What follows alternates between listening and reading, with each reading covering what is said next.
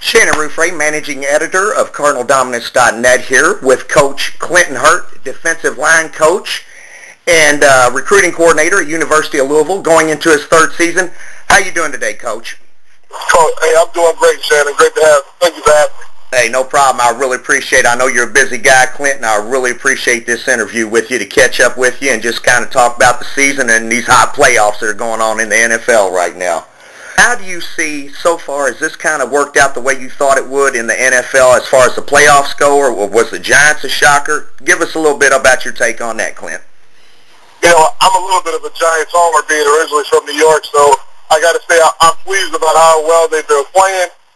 I'm not surprised. This is the first time, really, for the entire year that they've had their defensive line healthy. And obviously, you know, pass rush and coverage ties together.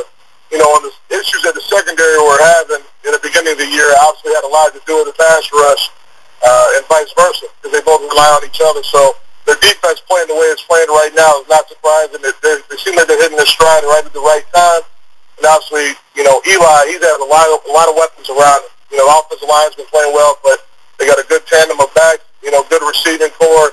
I think the Giants are a tough team to deal with, so doing what they're doing right now is not surprising.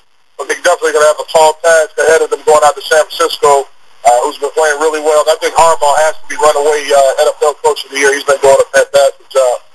Yeah, he has really turned that team around. I've really been impressed what he's done out there in San Francisco. Plus, he comes from a great line of football family, so it was kind of expected, actually. Yeah, you know, a lot of times, a lot of people say that, but, you know, even for people who have played the game, you know, a lot of it in coaching, it comes down to how well can you relay the information and relay your knowledge to the kids, so that way it makes sense. So you can't really ever take that for granted that just because a guy was a great player is going to make him a great coach. I mean, obviously, you know, Coach Singletary had his struggles there, and obviously he's a Hall of Fame player, and it didn't necessarily work for whatever reason. Not saying that he's a bad coach, but whatever reason it did not necessarily work there. But no question, Harbaugh's done an unbelievable job there, and obviously more credit to him. For that job. So, who do you see in the Super Bowl? Not with your heart, but with your head. Who do you see in the Super Bowl from the AFC and the NFC? Well, if I'm going with my heart, I hope that it's the Giants and the Ravens.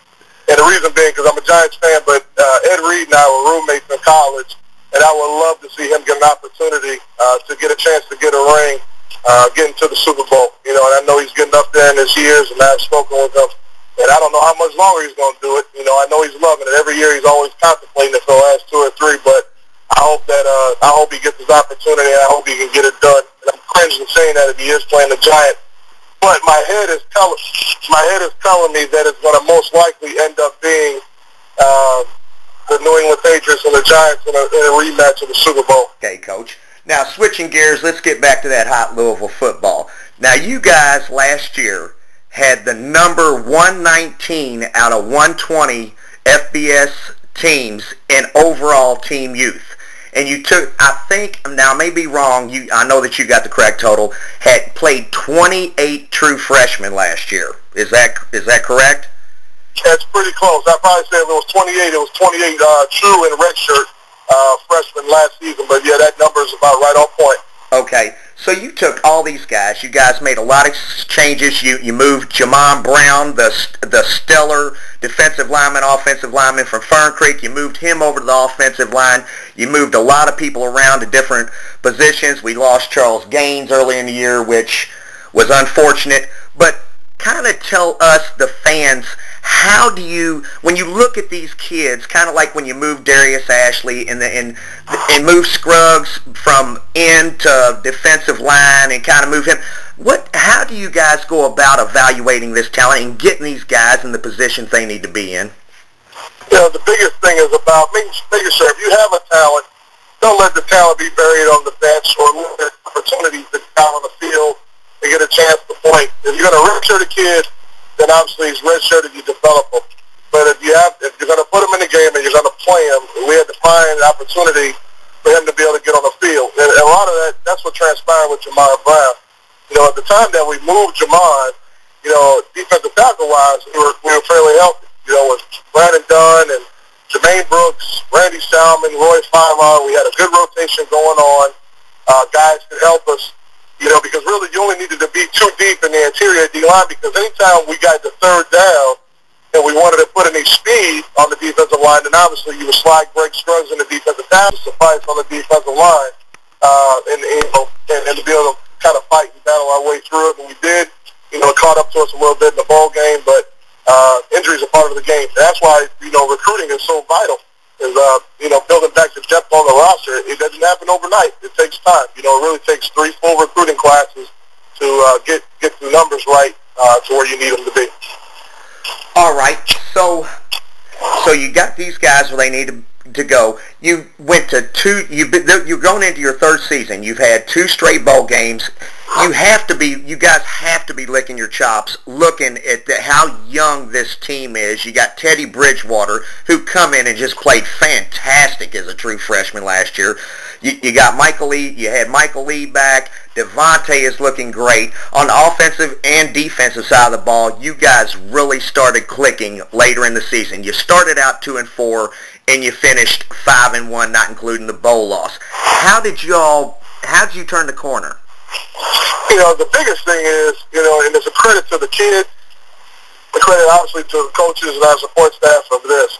Understand we have a young football team, but just because they're young does not mean that you baby them and kind of, take it easy on these guys to help prepare them for the rigors of college football. You got to continue to coach them hard. You got to teach kids how to prepare. How do you study film? How do you prepare yourself through the week to be at your very best when that ball is kicked off on Saturday afternoon? That's what happens with a lot of young football teams. Developing leadership is a large part of it. Where's your leadership going to come from? When you don't have a strong senior, when I say you don't have a strong senior class, it's not strong in numbers. The one benefit we had in Coach Strong's first year, guys like, Rodney Natt, Malcolm Tatum, Adam Froman, Bilal Powell, really did Johnny Patrick, Brandon Heat. They did a great job of kind of understanding, okay, this is our last go-around.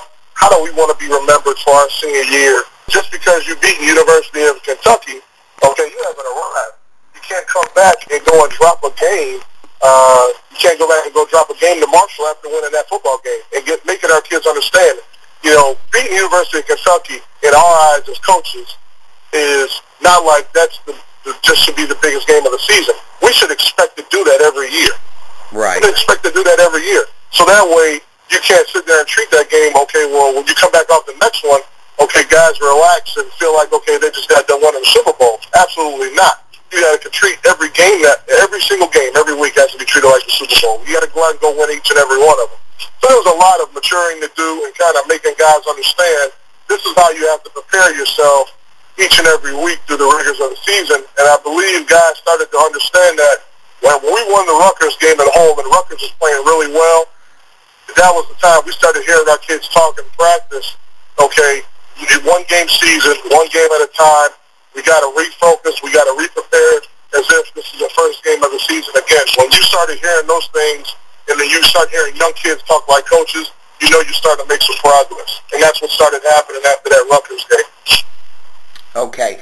So we can talk about this guy because he's been signed since last class. Gerod Holliman, I think we finally got him eligible now, and he's been cleared by the clearinghouse. Has he showed up on campus yet, or? Well, yeah, Gerod has arrived. Gerod's on campus now. He's actually going to start classes tomorrow on Tuesday. But he's been admitted. He's finally here. It's been a long process to get everything done, but the kid he's done everything we've asked him to do, and we're so excited that he's finally here. So now you got the tandem back with Andrew Johnson and Gerod Holliman, just like back in high school. If there's a better secondary coach in the country than Coach Vance Bedford, I'd like to see him. Vance is unbelievable defensive coordinator, unbelievable secondary guy, and Coach Slade's our secondary coach. But obviously, Coach Bedford stays heavily involved with that as well, and he just does a fantastic job working with our corners. And Coach Bedford just works them like crazy just to get them prepared. The thing about it is Andrew has a great feel for the game, highly instinctual kid, highly confident kid. Andrew's a kid. You can probably line him up across from an NFL guy, wide receiver, and he thinks he can go out there and go cover the guy. There's nothing you can tell the kid that he cannot do. You know, but that's a huge part of playing that position.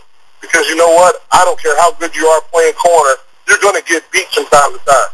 You know, but the thing is, you got to be able to put that play behind you and move forward. And that kid has a lot of moxie to him, a lot of confidence, a highly coachable kid. And Coach Bedford just, you know, he did a lot developing those kids through the course of the year. Anthony Connor, while he was still playing for us, at that time he was still healthy. Sherelle Floyd, you know, a lot of guys did a lot of good things. You know, and the biggest thing is just being able to create depth and create depth for competition. Kids can't get comfortable. They have to know they have to fight their tail off for their job every day. Right. So I know you've probably seen the preseason polls that have come out. You guys are top 25, 23rd in one of them. You're top 25 in all the polls. I know you guys don't pay a lot of attention to that. Keep your eye on the ball, but it has to feel good after coming in with the program the way it was, and after going into your third season to be ranked in the top 25 as soon as the national championship game was over from the previous year. How does that feel for you guys finally to be getting recognition? You're up there in the defensive records. You're up there in the offensive records. Now you're top 30 in about everything in Division I football. How's that feeling for you guys now? Is the plan coming together? We have things that we want to accomplish, and I don't want to lessen the accomplishment for our fans. Does it feel good? Yes, it should feel good coming where we came from. But we have aspirations and we have plans for this program that I don't know if anyone, with the exception of Howard Snellenberger, ever had for here. We want to bring championships to the city of Louisville. So right now, for us to make it to the polls, yes, it's a step in the right direction. But we're still a long ways from our goal that we're working so hard to achieve and do here. So we have a lot of work left to do. And our whole goal and our plan is to get that accomplished. So obviously the steps along the way, those feel good, but we put them in the past and we continue pushing forward. Okay. Now, we had a little change at offensive coordinator naturally. We had Mike Sanford, and then it seemed like, and no disrespect to Mike Sanford, it seemed like after Shawn Watson kind of stepped into that the offense started clicking a little better. Is that just me, or did it really start going a little bit better after Watson started taking over the duties? Well, you know, I mean, that's a tough one to kind of put a handle on right there, Shannon. And, you know, both of them are great people. Right. Okay? Both of them are great people. The team was going to obviously get better as the year progressed and came along. Obviously, you had a young football team. The entire football team improved. You know, Mike Sanford, for the time that he was here, did a great job for us.